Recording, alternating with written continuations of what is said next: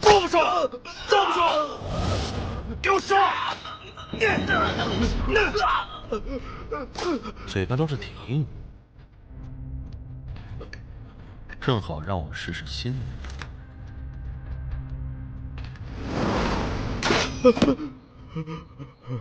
北漠高手蒋大壮是吧？听说你不是喜欢扮演角色？那不说，不说！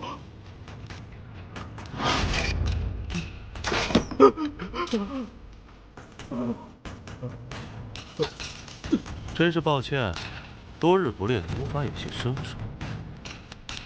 我保证这一剑一定成全你的素质。小板，我知不知道在哪？但是我知道海宁有一高手，就在城内，叫做黑狼，三人一出，身上扮有异香。上！快，有贼！抓住！开始跑了，快！过来，快！站住！那边找找，这边来了。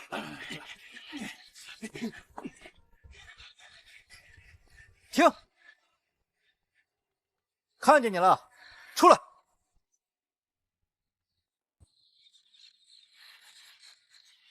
是谁换我俩好吃？大哥，你怎么在这儿？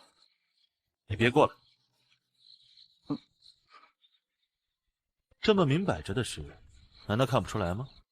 大哥，你不是不行吗？亲热一下还是可以的。二弟，三更半夜的，你怎么也在这儿？刚祠堂闹贼，我正两家丁捉贼呢。你们有没有看到一个穿着黑衣服的人？这黑衣服的人倒是没有，这没穿衣服的倒是有。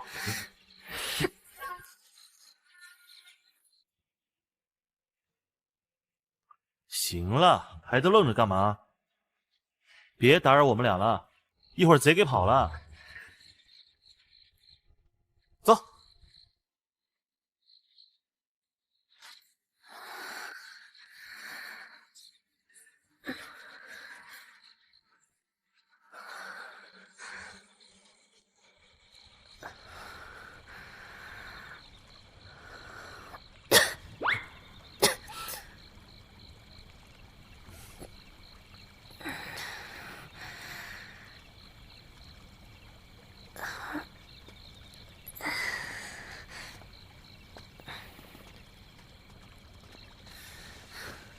你居然当着那么多人的面污蔑我跟你沐天席地做那种事儿！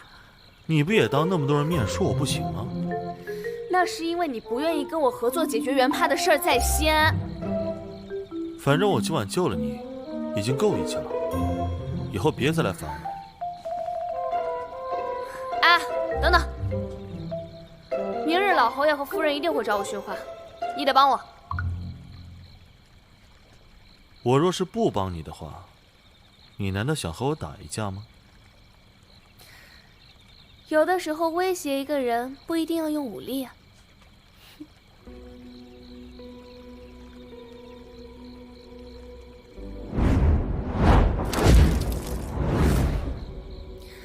你浑身一点脂粉味儿都没有，反而是满身的血腥气。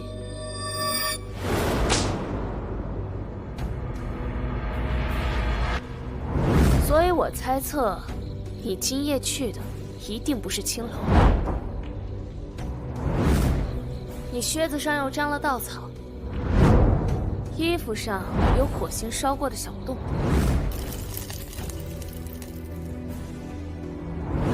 堂堂宣平侯府世子，三更半夜出门，去的一定不是屠宰场或者是铁匠铺，所以我猜测你去的定是……住！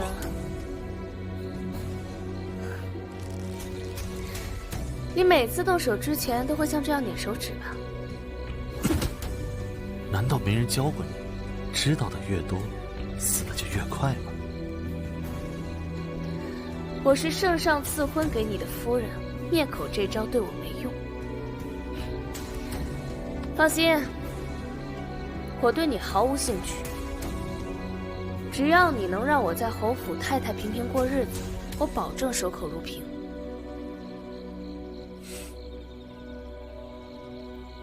是吗？你干什么？你要干嘛？你不是想过太平日子吗？可以啊，不过有个条件，只要你能给我在府里生个孩子，我就能让你站稳脚跟，否则……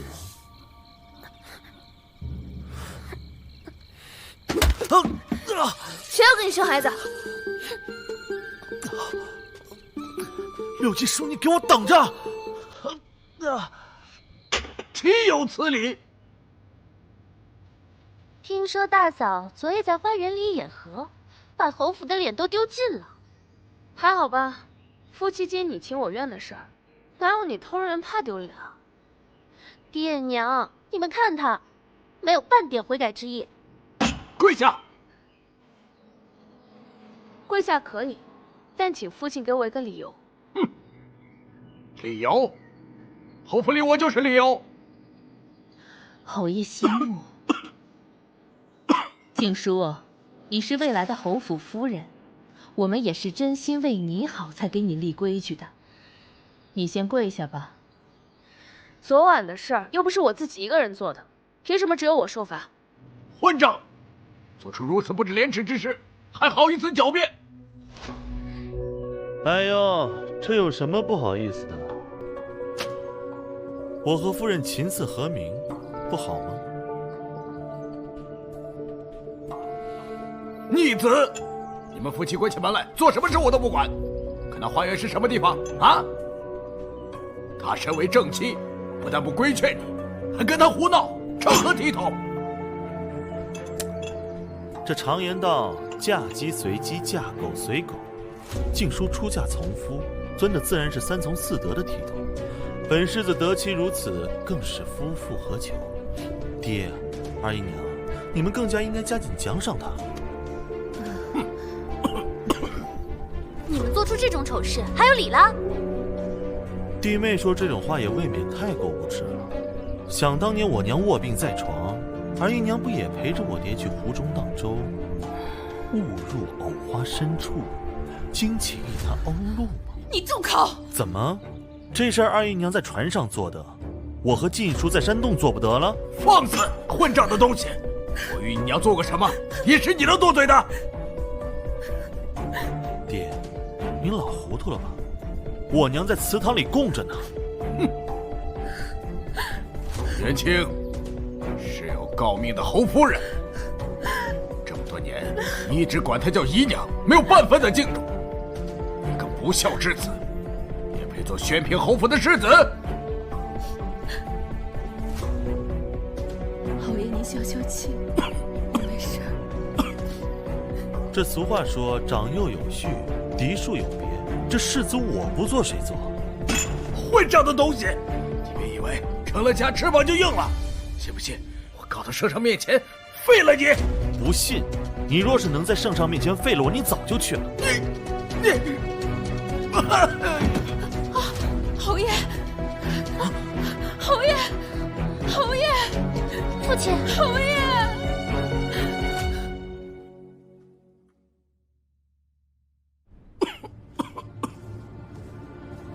那个不孝子，气死我了！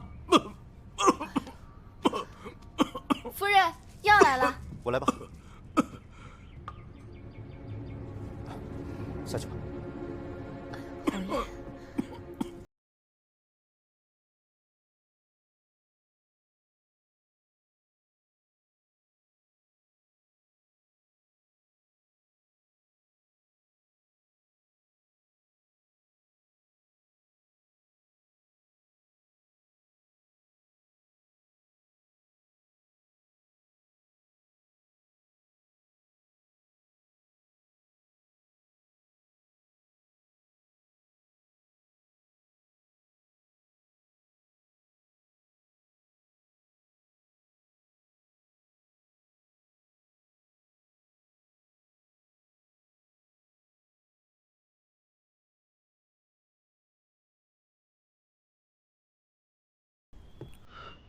不行，张云清一向心思缜密，现在就看我不掂，可能就前功尽弃了。算了。世子，您怎么在这儿啊？里面正为了您吵着呢。小美人，好久不见啊！老侯爷都气病了，您还是规矩几天吧。气病了？我怎么不气？我倒要看看他到底是真病还是假病。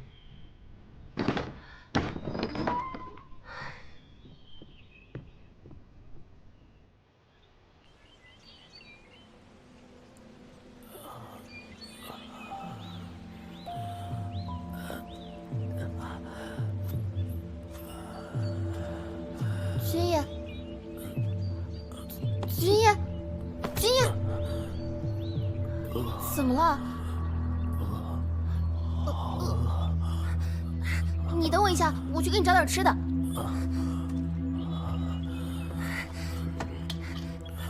等我啊！你怎么会饿成这样啊？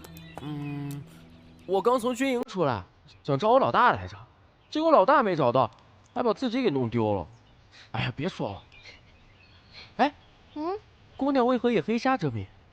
我祖母说我这个脸不能抛头露面，会招惹是非，不让我抛头露面，倒说让我洗衣服。你看，那我帮你干活吧。不用了，洗呗，你不是还要赶路的吗？哦，对，找老大要紧。谢谢姑娘救命之恩，来日定当涌泉相报。谢谢姑娘，那我先走了。没事儿。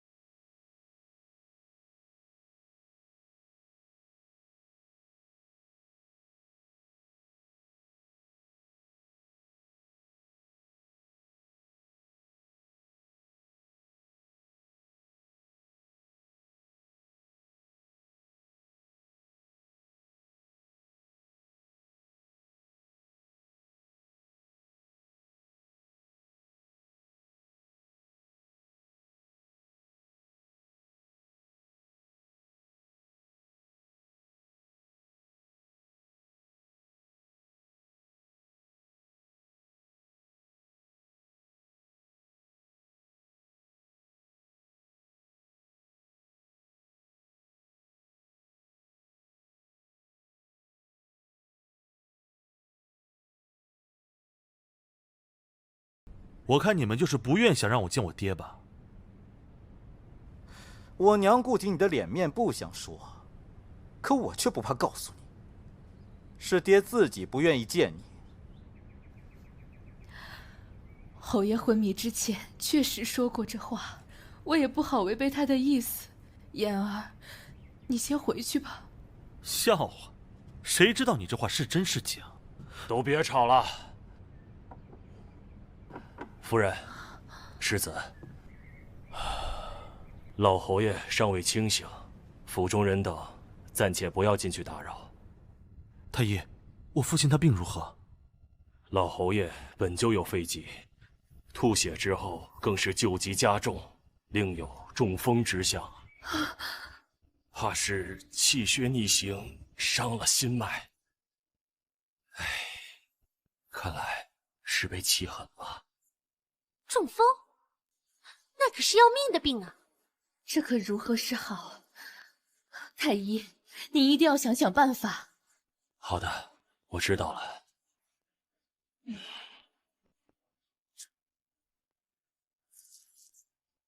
萧任远，你若气死父亲，我拼了这条命不要，也要向你讨个公道。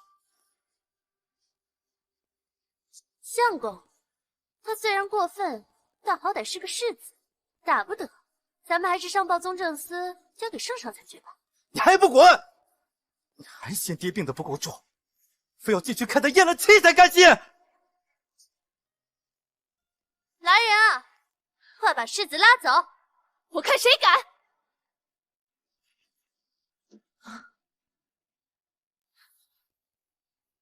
你们也太过分了吧！老侯爷是世子亲爹，他想进去探望有何不可？燕儿，你但凡心里还有你爹，就赶紧离开这里，还他清净吧。好，我走。在床边尽孝的好事，就留给二姨娘和你亲儿子吧。萧任远，你等等我。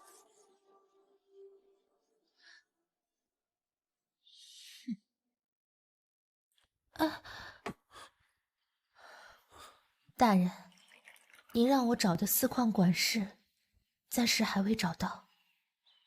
怎么回事？些许是走漏了什么风声，这2日他都没有出现在万圣赌坊。那就继续查，这点事还要我教你吗？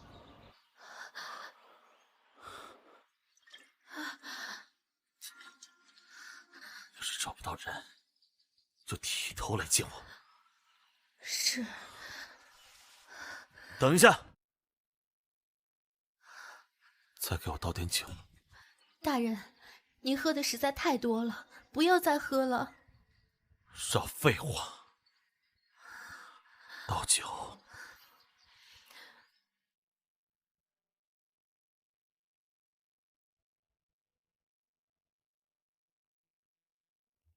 雅儿，这是你娘，快叫娘。不，我没有娘了，她不是我娘，我不叫。怎么说话呢？这是。侯爷，他还是个孩子，您别生气。雅儿，以后我就是你的娘。不，我没有娘了，你不是我娘。哎，怎么那么不懂事儿？我打你！我打你个孩子！怎么这么不懂事儿？我。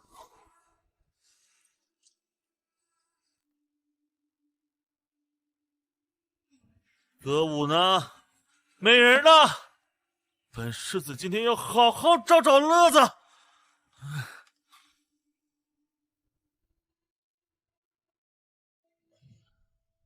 怎么才来啊？美人让本公子好等。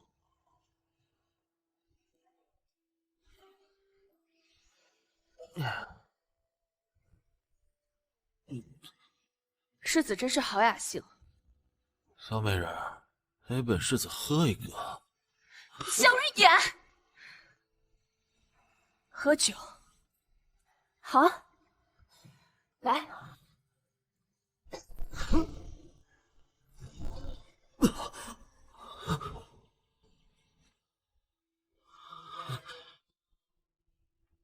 睁开你的眼睛，看看清楚我是谁。你怎么来了？老侯爷在病床上躺着，你跑到这儿来喝花酒是吗？你知不知道外面有多少风言风语？不在乎。你要是真不在乎，干嘛来这儿买醉啊？你是来替张云清当说客，劝我回去的吧？你那继母，她巴不得你不回去呢。也是，他们一家其乐融融，我不过是个外人吧。来，继续喝。放手！给我！给我！什么外人啊？躺在病床上那个是你亲爹啊！他心里只有张元清和他儿子，何曾有过我？萧任言，父母有父母的苦处，我们做子女的，如果只从自己的角度去思考，肯定觉得他们自私偏心啊。但天下没有不爱自己孩子的父母，可能只是他们的爱意藏得很深，你看不清而已。萧日言，你好好想想，你小的时候，老侯爷就没有亲过你，抱过你吗？他没有教过你那些读书做人的道理吗？纵使他有千万般不好，可以你这些年在外面的名声，还能保住现在的世子之位，是谁在背后支撑这一切？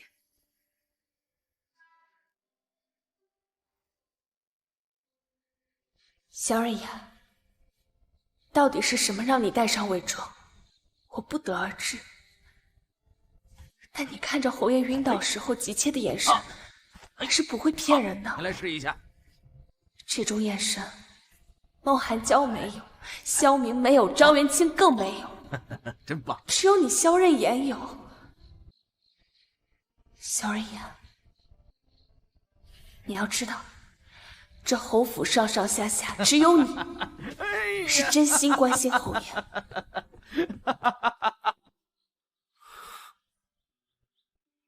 是啊，纵使他有千万般不好，他还是我爹。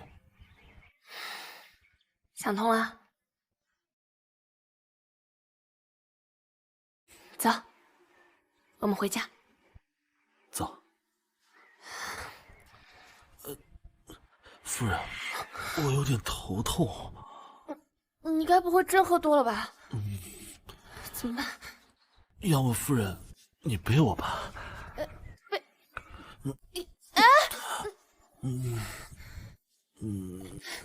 好重啊，萧刃言。小心。快到了，快到了。小心点儿，别被你继母发现了。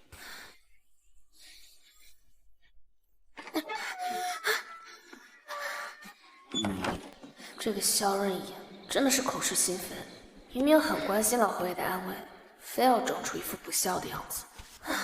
何苦呢？爹，孩儿不孝，惹您生气，是我不好。张元清生性多疑，如果不将真正的萧刃言伪装起来，便无法在暗中监视张元清的一举一动。爹，你放心，孩儿一定守住侯府的名声。雪妃，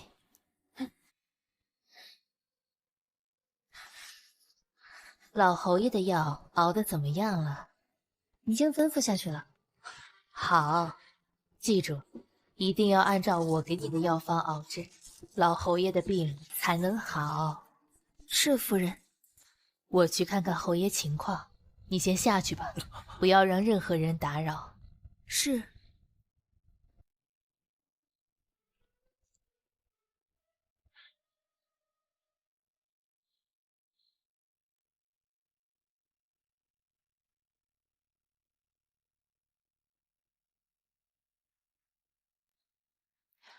侯爷，你醒了。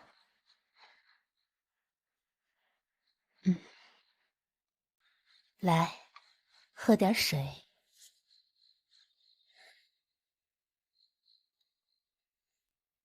侯爷，侯爷，你昏睡了一整天，我一直守在这里，都担心死了。侯爷，您别激动，这次是眼儿太过分了。太医说了，您是急怒攻心，让眼儿气得吐血昏迷。事情闹这么大，未免侯府声誉受损。侯爷，您还是尽早上奏，改立明儿为世子吧，这样才能保住侯府名声，不是？奏折我已经让府中长史拟好了，您按个手印就好。来，侯爷，您按个手印就好。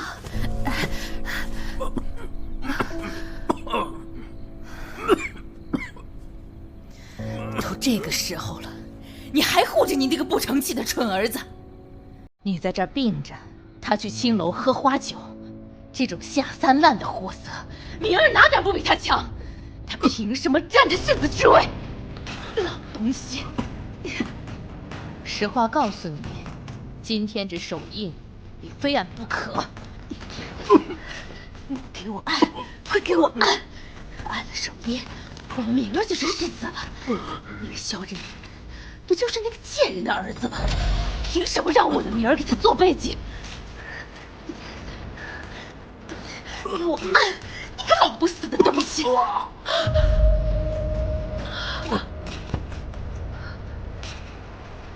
哎呀！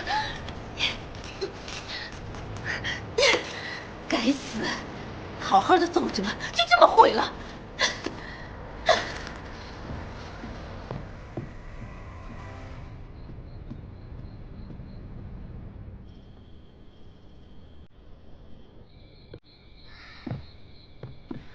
这断魂花之毒虽然难解，但并非无药可救。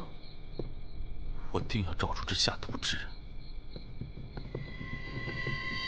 爹就算醒了，按说也不能说话这么多，为何会突然坐起来？不知出了什么差错，总之大事未成，此事万万不可传扬出去。二姨娘，你说我爹醒了？你们怎么在这里啊？世子来探望父亲啊。爹已经说过不想见你，你却贼心不死，半夜三更鬼鬼祟祟出现在此，究竟有何目的？我一片孝心想来看看父亲，能有什么目的？倒是你们几个半夜三更鬼鬼祟祟来到这，又是为了什么？明儿自然也是担心侯爷的身体。先前侯爷略略苏醒片刻，又昏迷过去。夜深了，你们先回去吧，白天再来。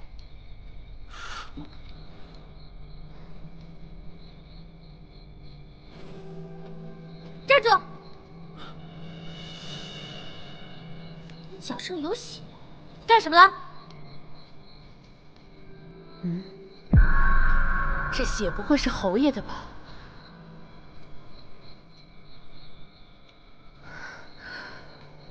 明儿，快去看到侯爷怎么样了。是娘。你们对侯爷做了什么？不好。放心，交给我吧。娘，不好了，娘，爹昏迷不醒，吐了好多血，一定是这两个人偷偷溜进爹的屋子里，要把爹气着了。你们接连2次气得老侯爷吐血，实在是太不孝了！我必须上报宗正司。二姨娘，我爹为什么吐血？二姨娘当真不知道吗？这帕子上的血是侯爷吐的。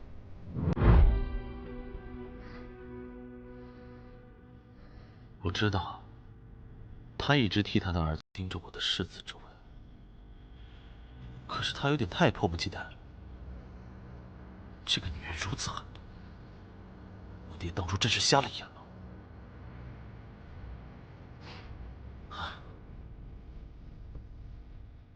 还有，你刚刚对我爹做了什么？我刚刚用叉子封住了老侯爷周身的经脉，让他气血运行慢一些。那你现在又在做什么？这帕子上的血是老侯爷吐的。是啊。我有2个发现。第一，你装醉骗我。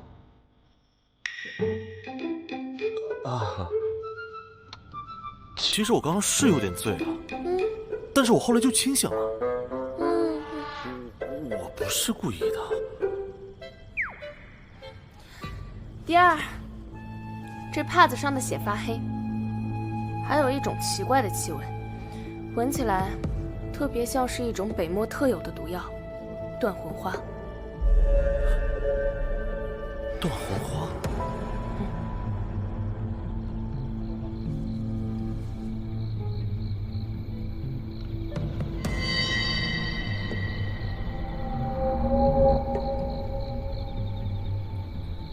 好呀，这个帕子上的血就是你的行凶证据。这帕子是我和世子进去探望侯爷的时候在床边捡到的，你仔细看看，这是谁的帕子？这是我的旧手帕，大概是忘在房中了。只是不知这帕子上什么时候沾了血。不用问，一定是他们来想害爹。父亲好端端的在床上躺着，你进去看看便知。至于这些，我正要说明呢。你们之中谁的嗅觉最灵敏？我。你仔细闻闻，这帕子上除了血腥气，还有什么别的其他的气味？有一股奇异的香味。这就对了。侯爷之所以会吐血昏迷，根本就不是被世子气的，而是中了断魂花之毒。什么断魂花？我根本就没有听说过。这帕上的香气就是证据。太医都说是中风之症，你怎么肯定是中毒？我不仅知道是中毒，我还有法可解。当真？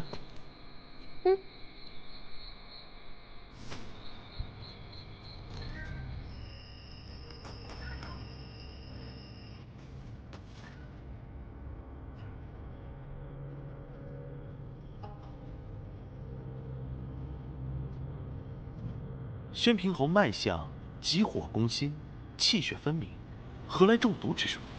血中香味，怕是手帕上原本的熏香。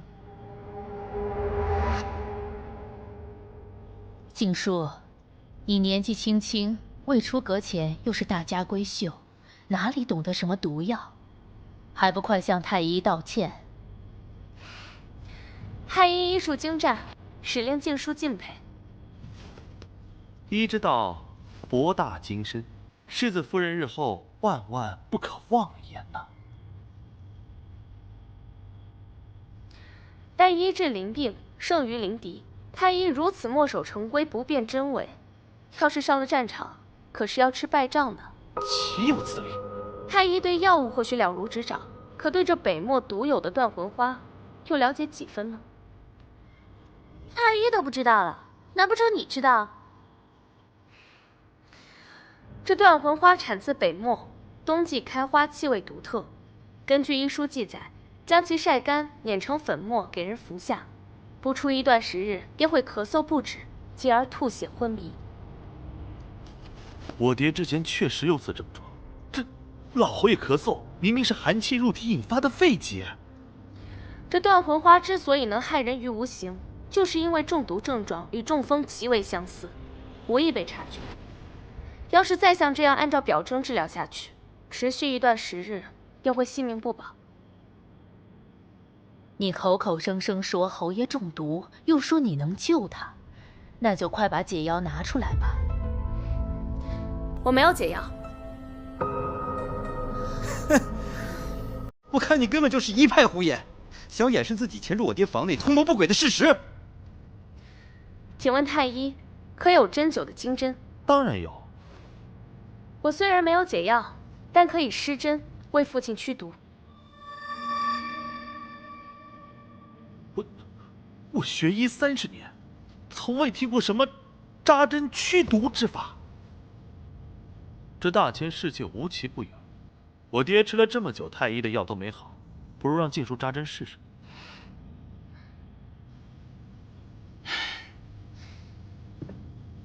真是不知天高地厚。若是扎针无效呢？放心，这金针驱毒之法是我柳家军医家传绝学，虽然我只略懂皮毛，但我有信心为父亲驱毒。若是这扎针无效，我约引和柳静书一起前往宗正司的大牢开个眼界。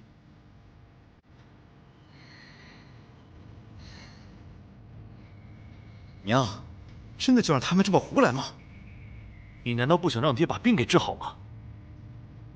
哼，我就不信柳静书有这个本事。静书，你施针吧。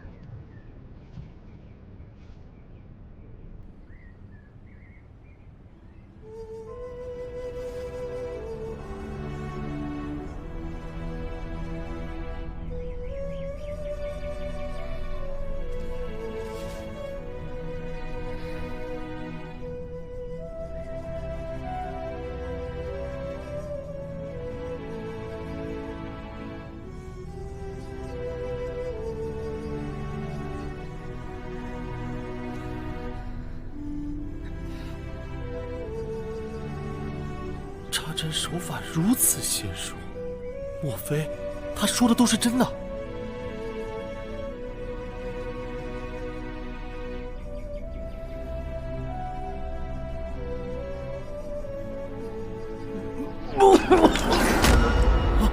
爹，别动！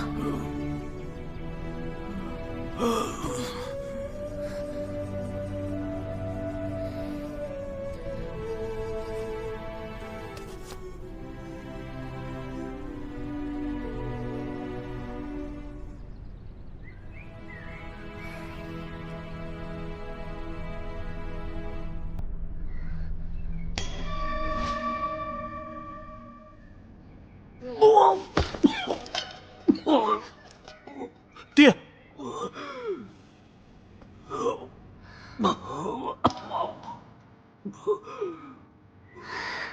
太好了，老侯爷吐血不止，莫非是金针上了心脉？来人，把这2个意图谋害侯爷的贱人给我抓起来，关进祠堂。不用了，我们自己走。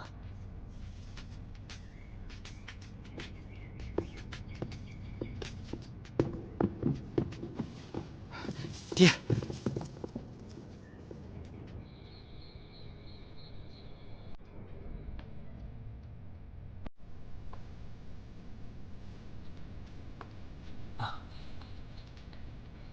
坐吧。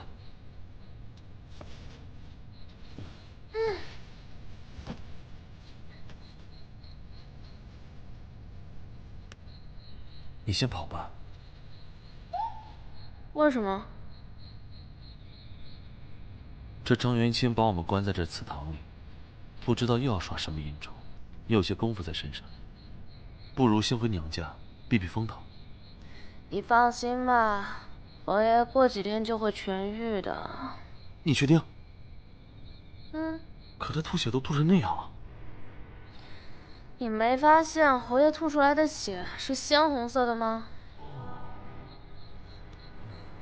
既然吐出来的是鲜血，就说明他体内的毒素已经排出了。只要安心休养，不日就会康复的，定能化险为夷。有时候我实在是怀疑，你真的是掌人深闺之中的千金小姐吗？你不也深藏不露吗？每个人都有秘密，这点女人跟男人没什么不同。原本我是想与你井水不犯河水，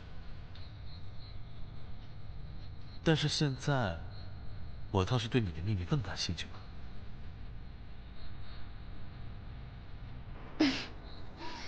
我的秘密怎么可能告诉你啊？有这时间，你不如早点睡觉啊，明天还要应付老夫人他们。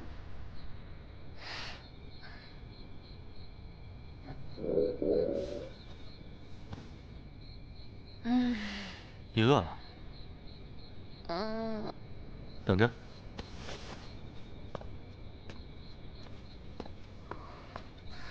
真是不争气的肚子，居然在这个时候闹脾气。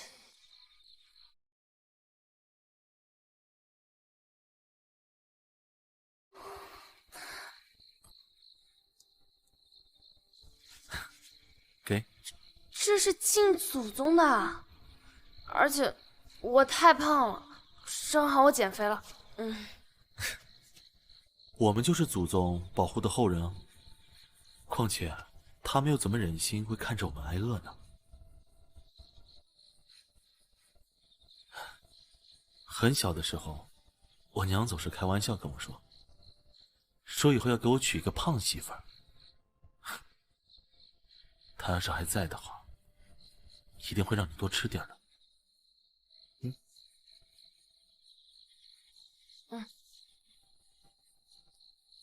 吃吧，你不胖。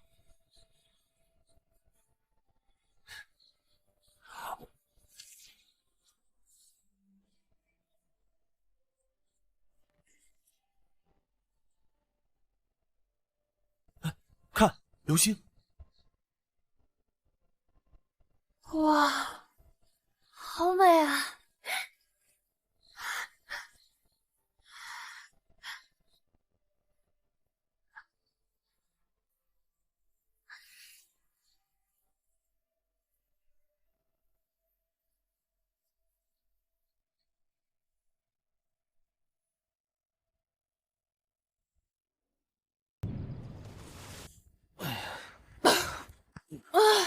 祠堂的地是真硬啊！一看你就是个棉花素溜的公子哥，没睡过硬地板吧？你不也是娇生惯养的将军千金吗？难道你睡过地板？我当然没睡过，睡一晚上我肩膀可疼了。哎，我帮你捏捏。来人呐，给我把门打开。是。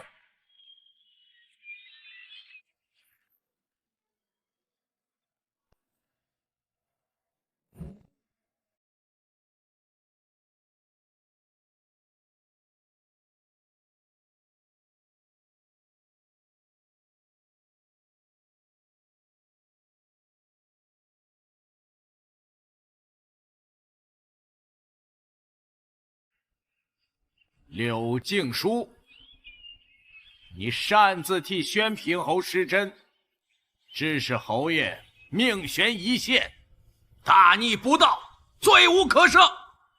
侯府本应将你押至宗正司受审，念在你是刘府千金，身份尊贵，老夫人就赐你一个体面，你就在这堂前自我了断吧。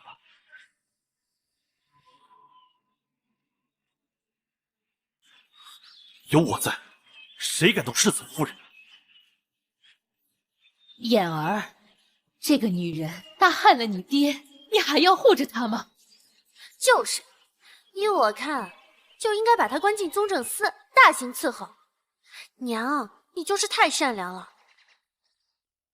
萧任言，我告诉你，你再横加阻拦，本官将你一同问罪。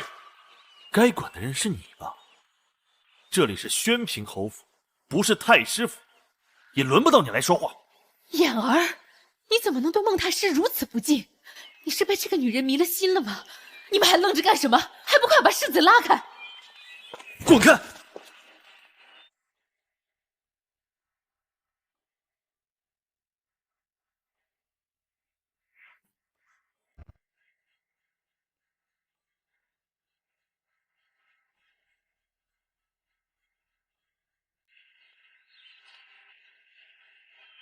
还等什么？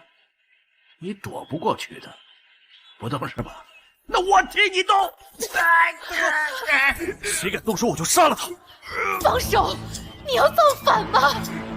萧爷爷，你放开我大伯！大哥，别冲动了！圣旨到！朕听闻宣平侯重病呕血，事有蹊跷，特封魏王世子为监察御史，彻查此事，不得有误。钦此。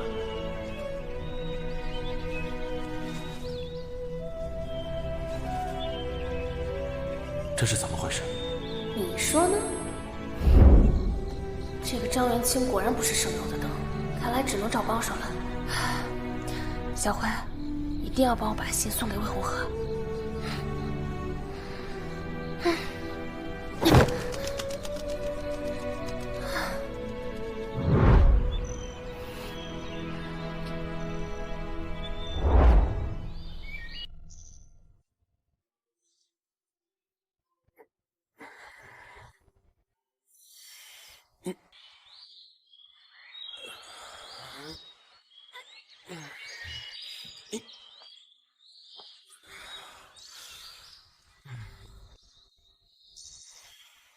世子，有您的信。别烦，练功呢。是柳老大，你给我。老大给我写信了。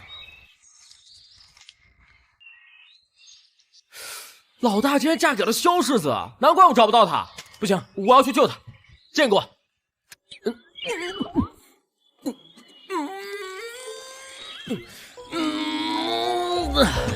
下次能不能给我小点的剑？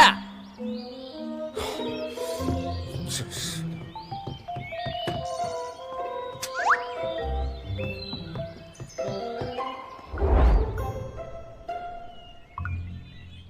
老大，我来得及时吗？及时啊！你要是再晚来一步，孟太师就要被萧任言给掐死了。哎，老大，为什么是你嫁给萧任言啊？难道静书姐逃婚的传言是真的？姐她不是逃婚，是失踪了。我嫁进宣平侯府就是为了找姐姐。那萧刃眼可是京城有名的锒铛公子，你不会和他那个了吧？哪个？就是那个。像什么那个？我跟他是清白的，好吗？哎，老大，我帮你一起找静书姐吧。等找到她，我们就回军营去。这巴掌大的京城可憋死人啊！好。哟，夫人和魏世子很熟啊。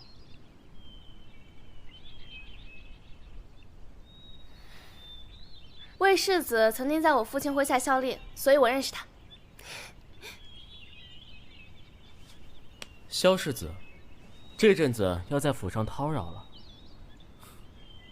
魏世子客气了，如今家父病重，府中一切事务由我掌管，查案的事你只管告诉我，不必劳烦着急。那怎么行？断魂花只有静书姐才认得，对不对？静书姐，你叫的可真亲热。那不如魏世子叫我一声姐夫。这怎么行啊？世子位高权重，礼不可废啊。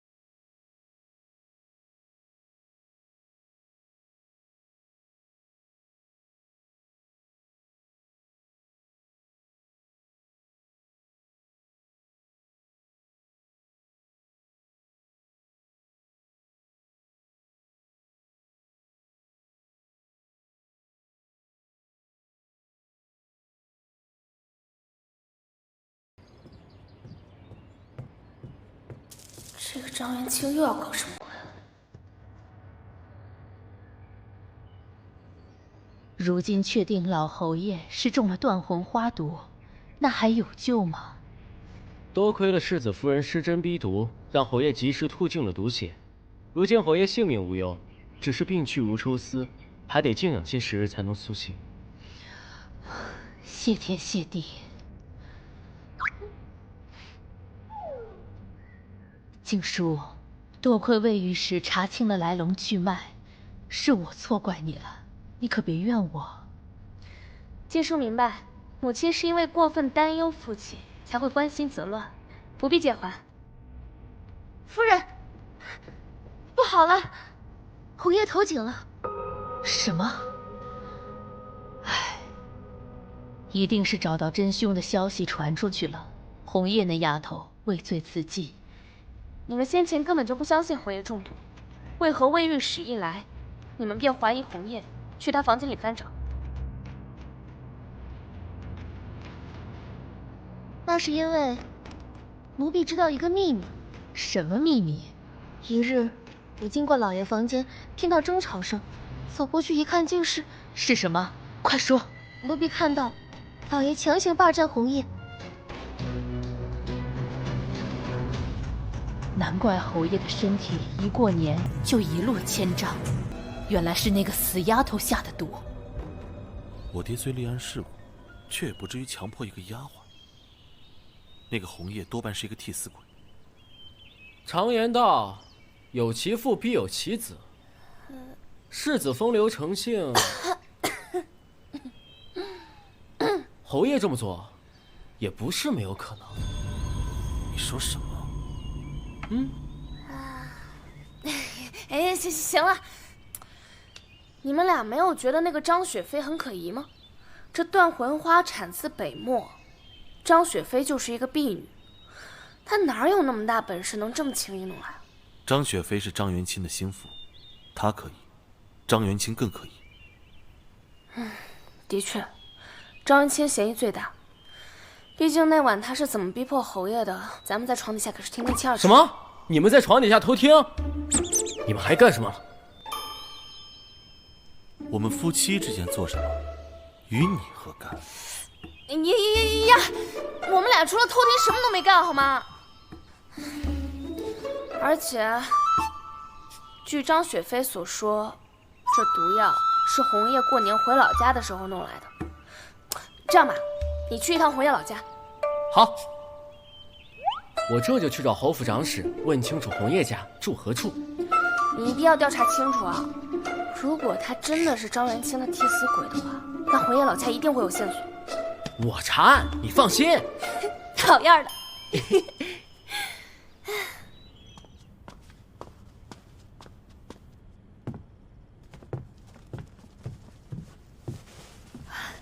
长明，你终于来了。叫你徐徐图之，你偏要加大药量。这下可好，下毒的事不但惊动了圣上，我还差点被那个萧人言给掐死。我不是用红叶遮掩过去了吗？再说，断魂花那么隐秘，谁知道柳静书他能闻出来呢？柳将军镇守边疆，常与北漠作战。柳静书是他的独生女，估计见识过断魂花。这个贱人，失忆了也不消停。哼，是不是真失忆，那还不一定呢。我打算在萧刃眼身边安插个眼线，一来查清柳静书是否真的失忆，二来离间他与柳静书，一箭双雕。你打算安插谁？张雪飞。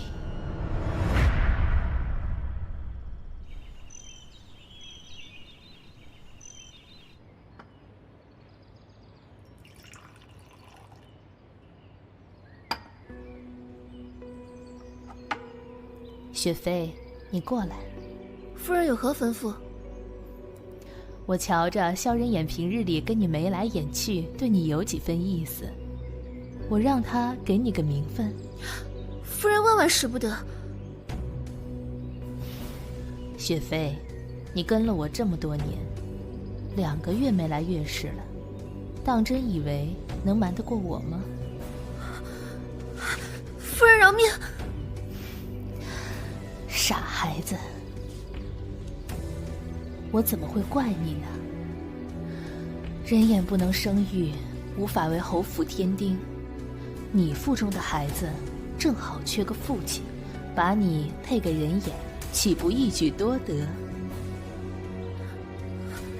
夫人万万使不得，雪妃心中已有倾慕的男子，雪妃宁可终生不嫁。这孩子净说胡话，哪有自己挑选夫君的道理？况且嫁给世子，你还有何好挑剔的？听话，你的孩子才能在这府内平安长大，不是？是，夫人。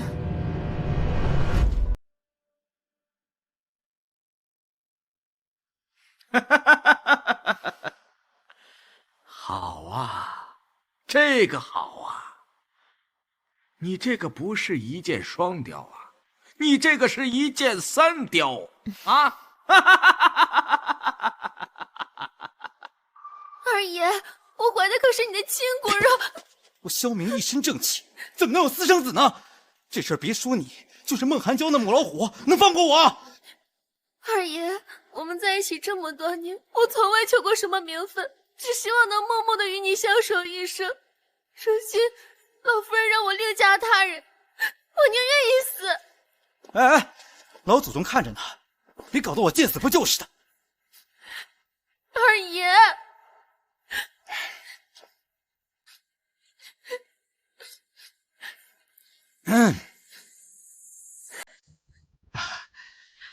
雪飞，来，起来。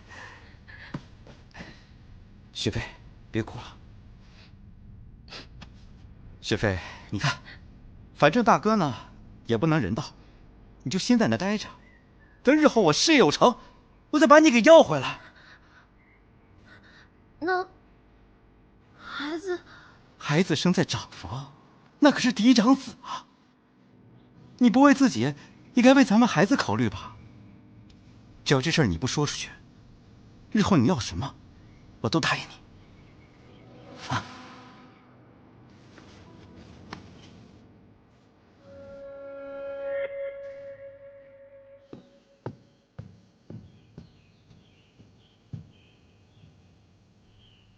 二娘说有要事相商，什么事？说吧。妍儿，你父亲吐完毒血，一直没有苏醒的迹象，我想着给他冲冲喜。冲喜？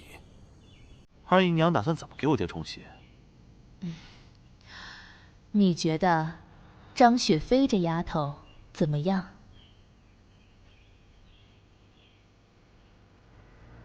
二姨娘身边的人自然和二姨娘一样，都是好的。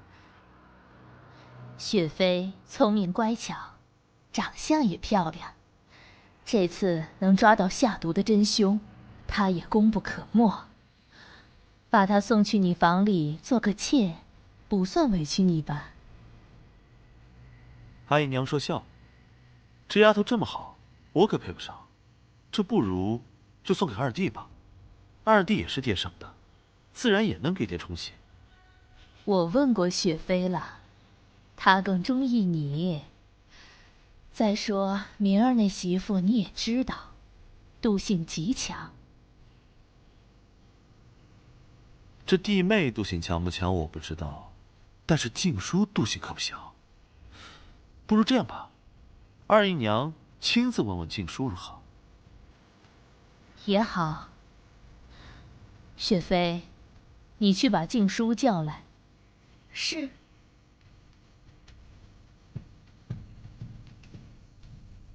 我镇不住你，还镇不住一个柳静书。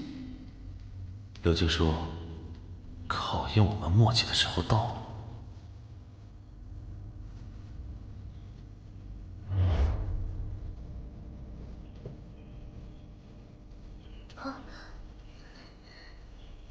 夫人呢？回世子，魏御史要去红叶老家查案，夫人去给他送行了。什么？什么？他一个妇道人家，去给魏御史送行？老夫人，魏御史曾效力于柳将军麾下，与夫人算是旧识。好个旧识！我想着把雪飞给眼儿做妾，眼儿都想要问问他。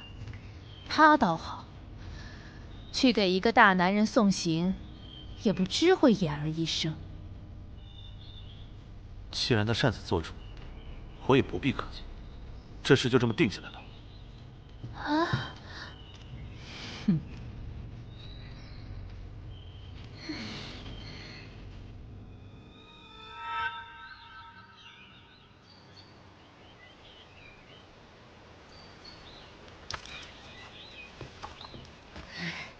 哎，死丫头，让你洗2件衣服，你现在才回来，你是偷懒，你不想做饭吗？我洗得慢，你要说我干活不认真，怎么着照样臭骂我一顿。你还犟嘴！死丫头，打死你！金正飞，打死你！救命！躲你！救命啊！你住手！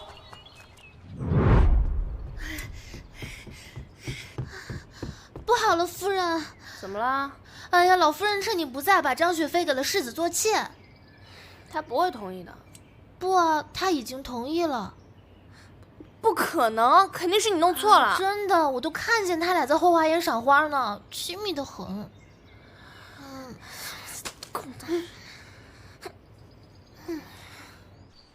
公子怎么会出现在这里啊？我刚路过此处，过来讨杯水喝。官爷，喝点水。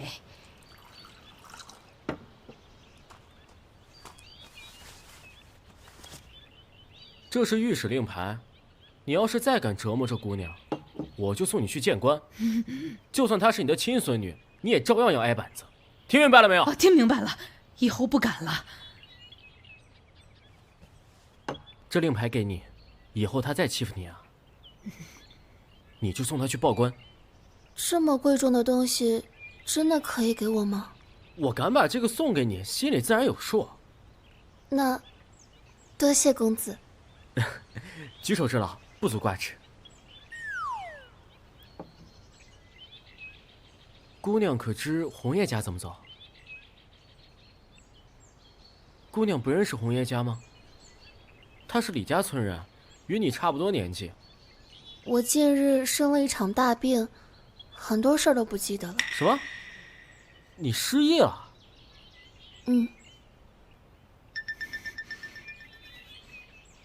红叶家，我知道。官爷，顺着这条路往东走，大槐树底下就是他家。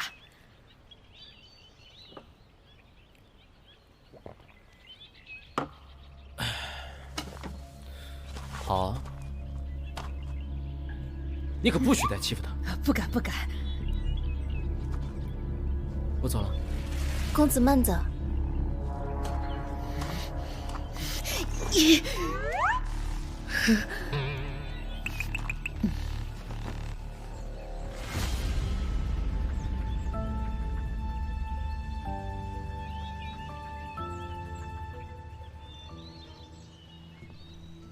你看，这画真好看啊！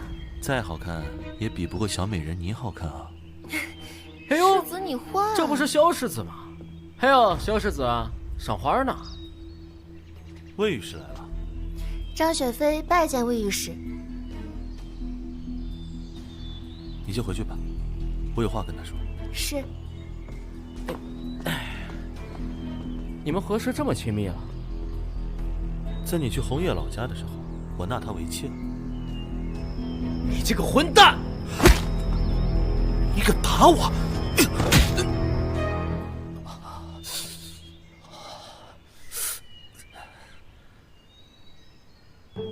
能不能麻烦你，下次动手前先把话说清楚？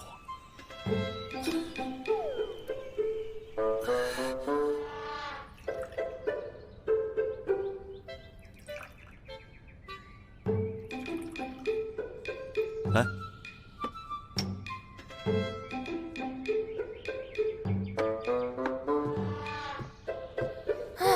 不知道魏红鹤此去顺不顺利，这几天也没有个消息。魏御史一路以来辛苦了，此次去前往红叶老家，可查出什么了吗？哎呀，那红叶一家都是老实人，哥哥30了还未娶妻，这么淳朴的人家养出来这么一个贞烈的闺女，也不怎么奇怪。可是这么淳朴的人家，怎么会有北漠的毒药呢？说来也巧，那是他哥在庙会的时候认识了一个胡商，跟人家买耗子药来的。哎呀，这断魂花在中原难得一见，胡商手里却是无奇不有，能买到也不奇怪。也是，这胡商行踪不定，这庙会又是临时的急事，看来此案只能查到这儿。查到这儿就够了，那红叶罪无可恕，但也情有可原嘛。我会禀告圣上，将此案了结的。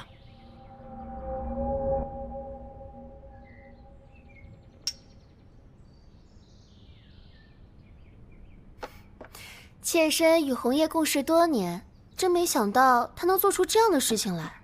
魏御史查案辛苦了，妾身敬你一杯。谢谢嫂嫂赏酒。魏御史叫妾身嫂嫂，妾身如何敢当啊？是我让他叫的。世子也不怕被夫人听见。听见又如何？他能怎样？死你！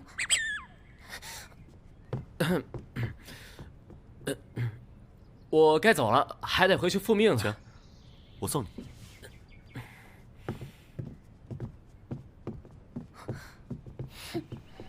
站住！本世子送客，你身为夫人转身就走，合适吗？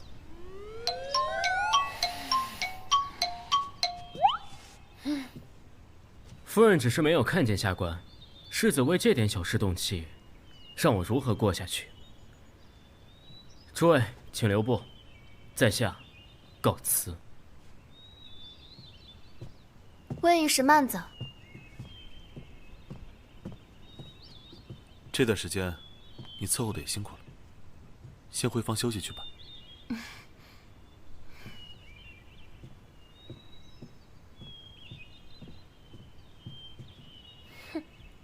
你现在是越发越不懂规矩了，跟我过来。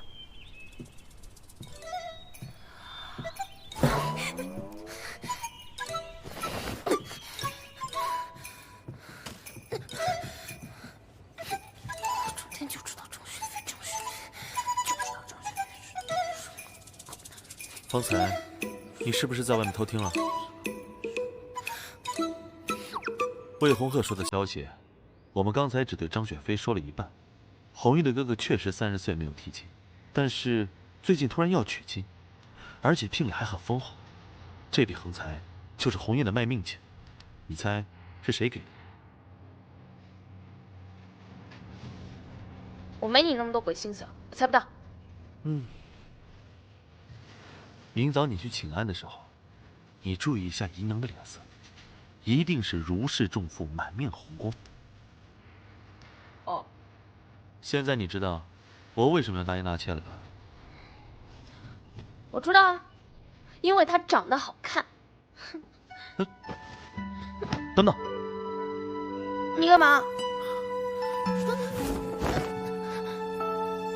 她再好看，能比得上京城第一美人吗？你油嘴滑舌！你这是谋杀亲夫啊！你再说一次，我杀了你啊！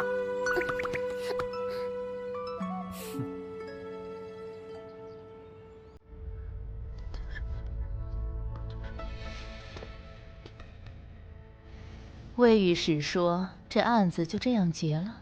是。今后世子在房里说什么，你都留神听着。是。你进门也有几日了，可曾与他圆房？世子他的确不长。世子说他会去求医问药，也不知何时才能见效。若是迟迟不能圆房，我这肚子……别着急，我也在找药呢。实在不行，就迷晕了萧人眼，来个假圆房。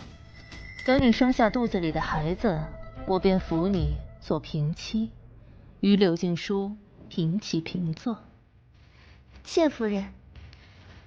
好了，去吧，多陪着世子，也不必常来看我。我明白。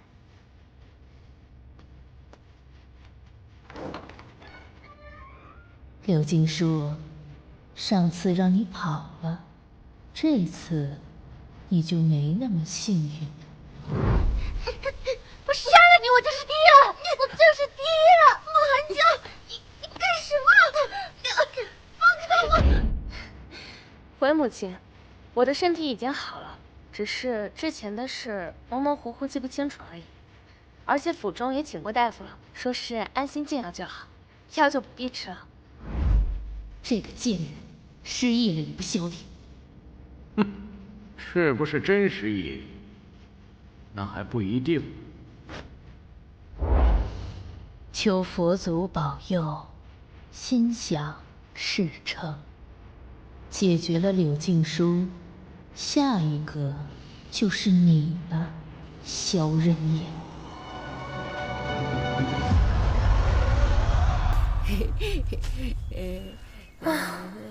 嫁到侯府也有些日子了，明明能感觉到姐姐的失足和侯府有关，为什么就查不到丝毫线索呢？不行，要抓紧寻找姐姐。画不错。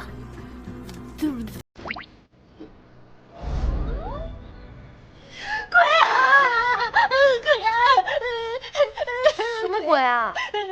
我吗？不是我，不是我，不是我，不是我。什么鬼啊？嫂子小心！什么？嫂子小心！小心他伤了你。我没事，你让。嫂嫂，他是个疯子，小心他伤了你。落水鬼，落水鬼！滚！不是。嫂子，这个嬷嬷是个府中旧人，曾有恩于祖母，所以疯了一的样子，成日胡言乱语的，还会咬人抓人。小心他伤了你。谢谢你提醒。哎，嫂子，请安的时辰快到了，不如咱们一道过去。好。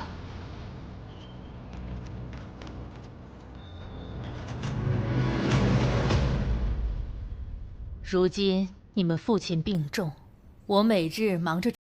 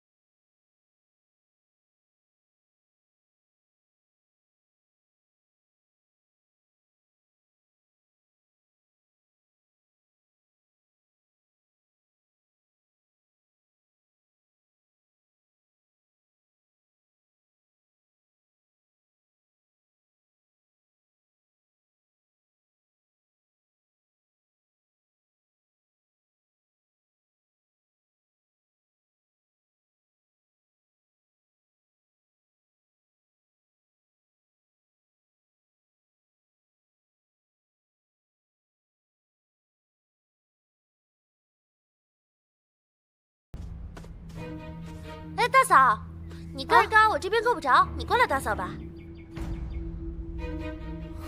啥也不是。哪个呀？那个。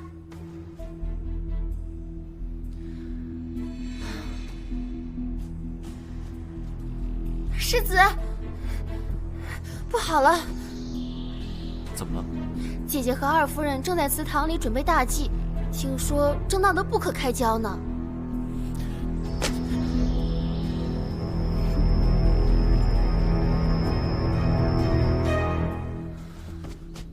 牌位上怎么香灰这么多啊？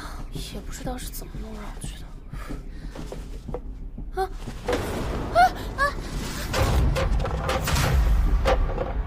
哎呀，你怎么把世子母亲的牌位打碎了？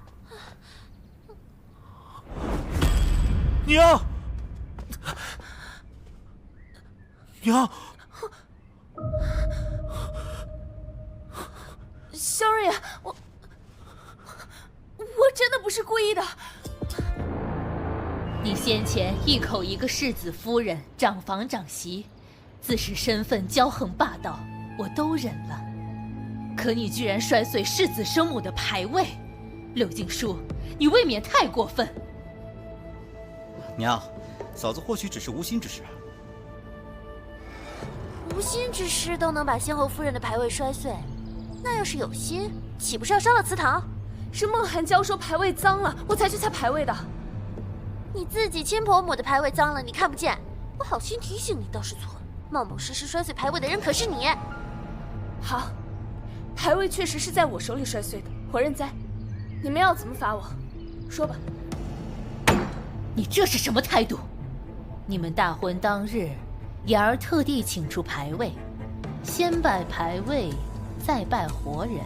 妍儿如此尊重生母，你这个做儿媳的，竟敢摔碎牌位，还在这里顶嘴！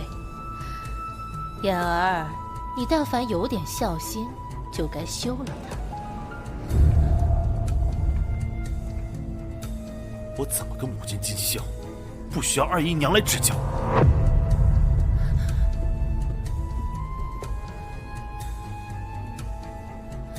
萧人爷，萧人爷，你站住！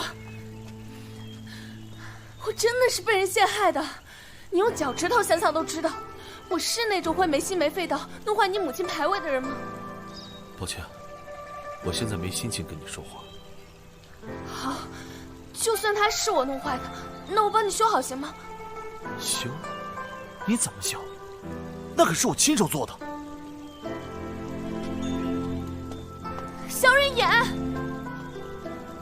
凭我对柳琴书的了解，的确不应该如此冒失，一定有人捣鬼。世子还不睡吗？你先睡吧，不用等我了。妾身自从嫁进来，夜夜都是在世子的怀里安睡的。世子不睡，妾身也睡不着。夫人一向鲁莽霸道，你也一向不喜欢他，何必为他苦恼呢？你说的对，这如此良辰美景，何必在他身上浪费时间呢？来，小美人，今天你就好好的服侍本世子。萧刃眼，你这个大猪蹄子，亏我对你那么好，就是不相信我。我知道那个是你母亲的牌位，我也知道是你亲手做的，但我也亲手给你做一个，不行吗？啊，对啊，我亲手给你做一个不就得了？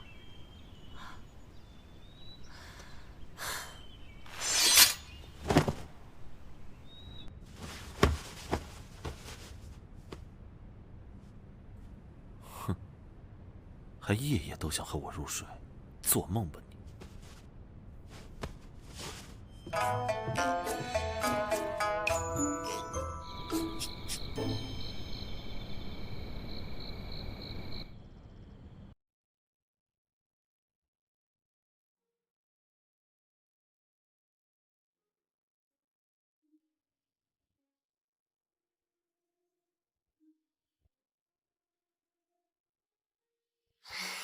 搞定。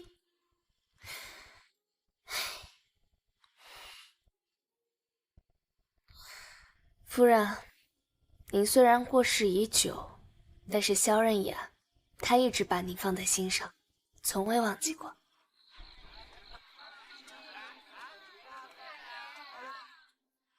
他这个人吧，虽然表面看起来浪荡不羁，但实则深不可测。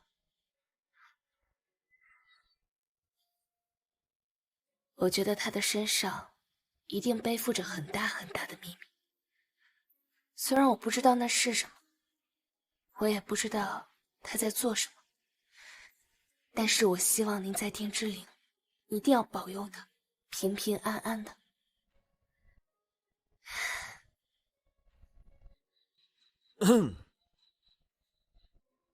你还没睡吧？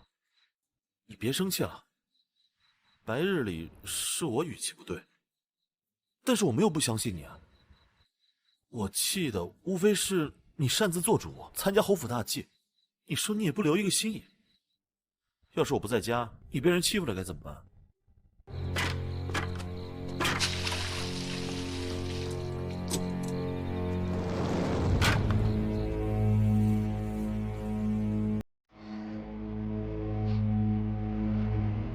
这是什么味道？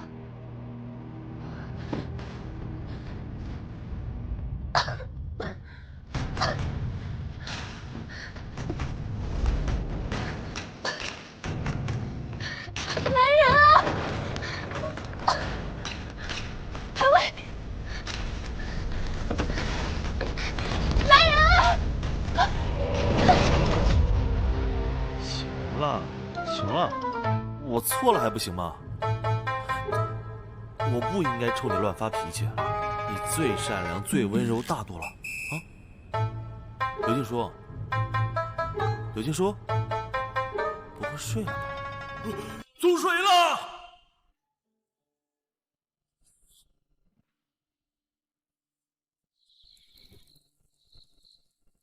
死定了吧？静书，拦住世子！拦住世子！放开我！静书，眼儿，静书年轻气盛，屡教不改，我提一句休妻，不过是吓吓他，让他知错。哪知他竟想不开，半夜在这里放火自焚。静书他不会放火自焚的，放开我，我要去救他。哥，你不能进去，太危险了。就是这么大的火，柳静书肯定已经烧死了。你现在进去也没有用。你是我宣平侯府的世子，怎可为区区一女子冒险？是啊，大哥，你不应为了他去送死啊！大不了明天再娶一个嘛。哎呀！小野，我告诉你，我这辈子只娶柳静书一人。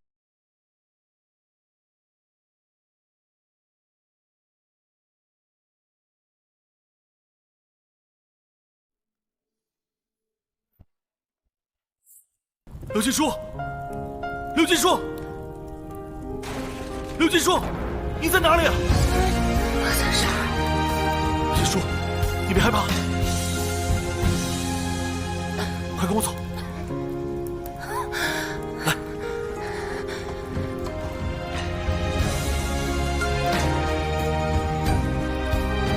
小二爷，我要对你说，你闭嘴。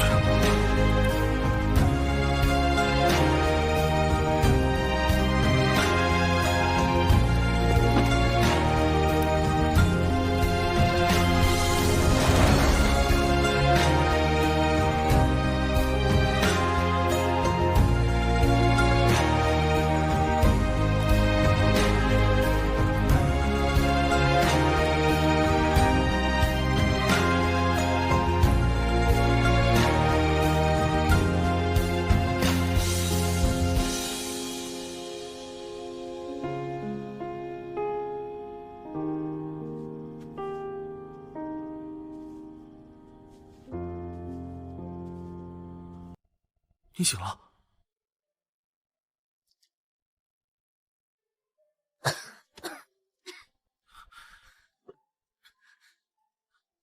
王太医说你被烟呛到嗓子了，给你开了一些安神的药，你这2天要少说点话。来，我喂你。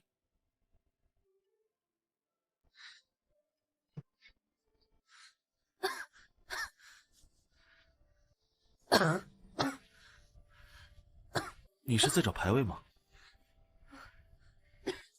你放心，我已经修好，比原来的都好。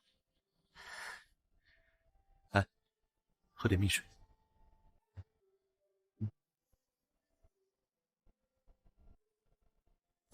你说你脑子是不是有问题？失火了不先去逃跑，居然去救那些破牌位。我那天想跑来着，但是门窗都被封住了，我跑不了。你明知道有人害你，居然不先保命。那些牌位就是一个念想，你自己的命才是最重要的。我现在不也平安无事躺在这儿吗？2全其美啊！还要多谢萧大世子救命之恩。你自从嫁给我以后，在王府里风波不断，危机四伏，我从来没有让你一天过上好日子。你说的对，是个女的嫁给我，头倒了8辈子的。是我错了，没能保护好你。以后再有意外发生的话，记得先保护好自己，一切都是身外之物，你才是最重要的。也不知道是谁啊，昨天还在为了牌位跟我大发脾气呢。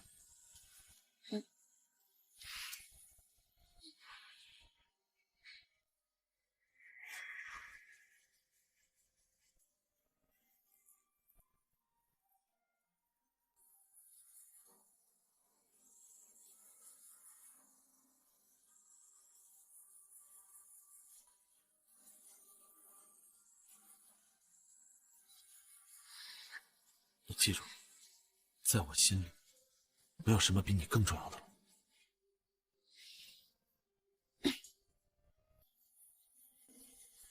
小二呀，你对每个女人都这样吗？那你呢？刘府第一千金，追你的人也不少吧？这个嘛，看季节。啊？比如啊，就春天，万物复苏，烟雨蒙蒙，来我们家门口排队的男子呢就很多。